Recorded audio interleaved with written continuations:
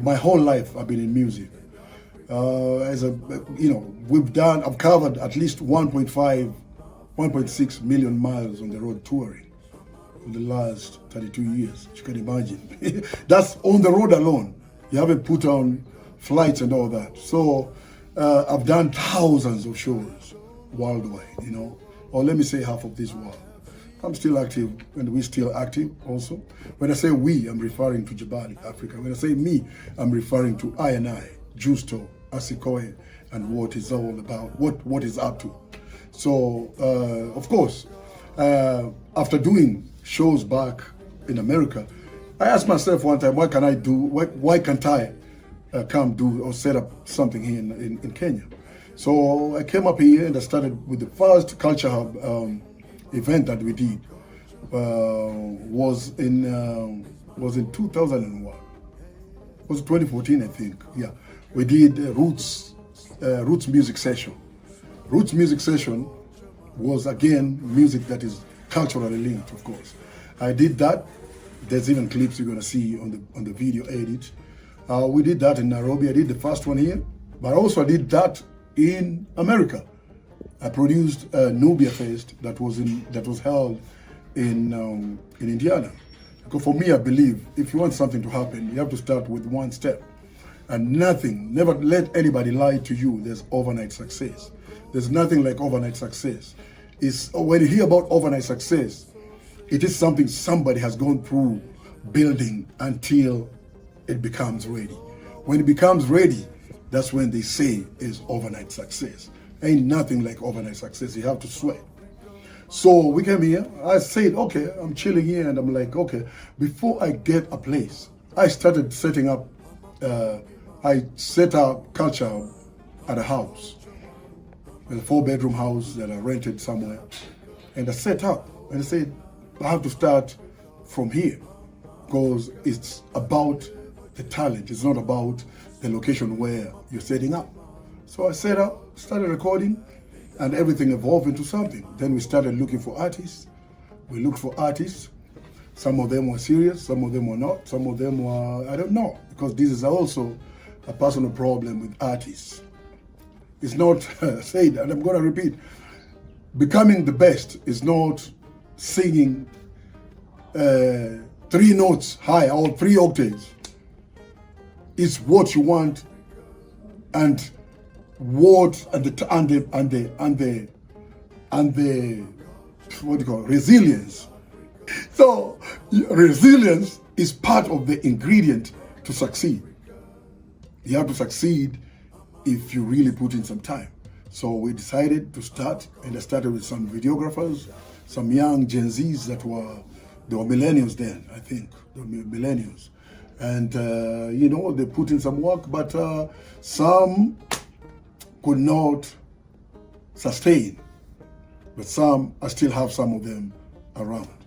And so there's been ups and downs, because if myself, I put in money, listen to this, I put in my money, and somebody doesn't want to work, you haven't even put in a dime, music is not for you. Music is not just talent, it's the push. It's just like any other thing.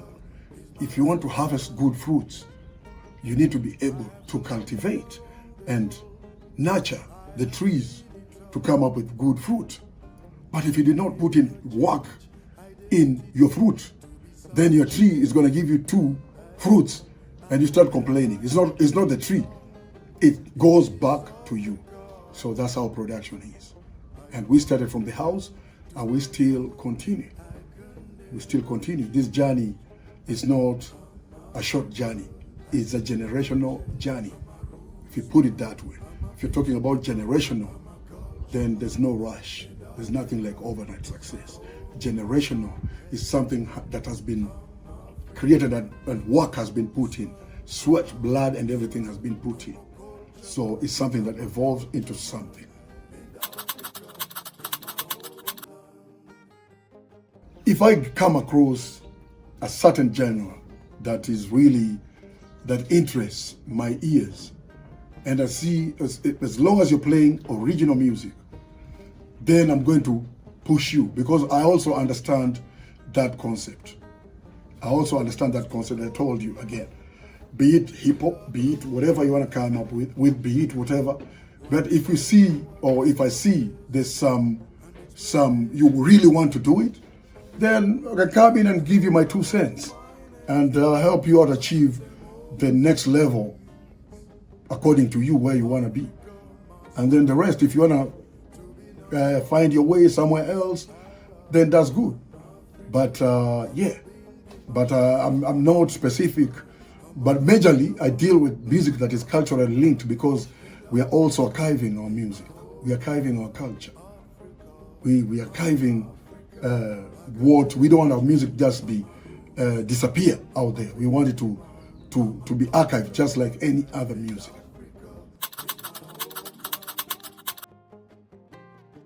Concentrate with your music, the quality of your music, the quality of your works. The money is going to follow you. But if you come here with the mentality of you think like you're going to make music and then you're going to sell that music, that might be the basic understanding and the basic drive of every person to commercialize what they're doing. Of course, we like to be appreciated, and being appreciated is people buying our music. Number one, you have to concentrate with the product. Make sure you're not going to steal from people and selling them mediocre stuff, because whatever you put out there, if it's shitty, then it's going to sound bad out there. So you have to make sure you come up with a good quality production in order to progress and people to love what you're doing. Some music is good out there, but you find like the production is terrible. So to commercialize, to be able to commercialize that, and not to be able to steal from people when you give them substandard material, it's when you record something mediocre. That's why you need to go to professionals and people who have done it for a long time, so that they can actualize what you want. Ears don't lie.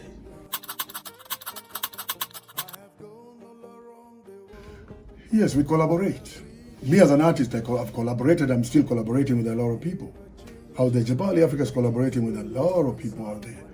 If you're a good listener and go there and just find, look for Jabali Africa, you'll see how many people we've collaborated with.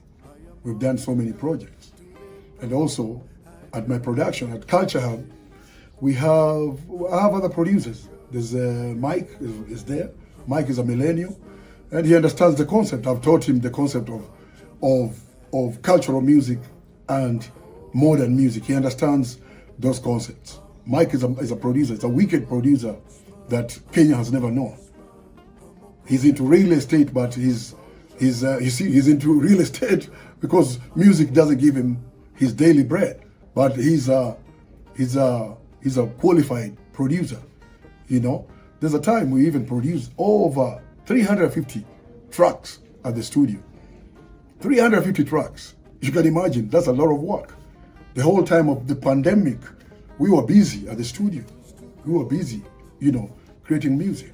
So I have producers down there out, that are willing to work. Not any producer. You cannot just be one way. If you want to be a good producer, again, you don't have to be a one-sided sword. You gotta understand the concept of music. Understand the sounds. Once you understand the sounds, then you're going to know all music originated from Africa. I'm a roots man, I'm a culture man, I'm a culture man. And Africa is my home.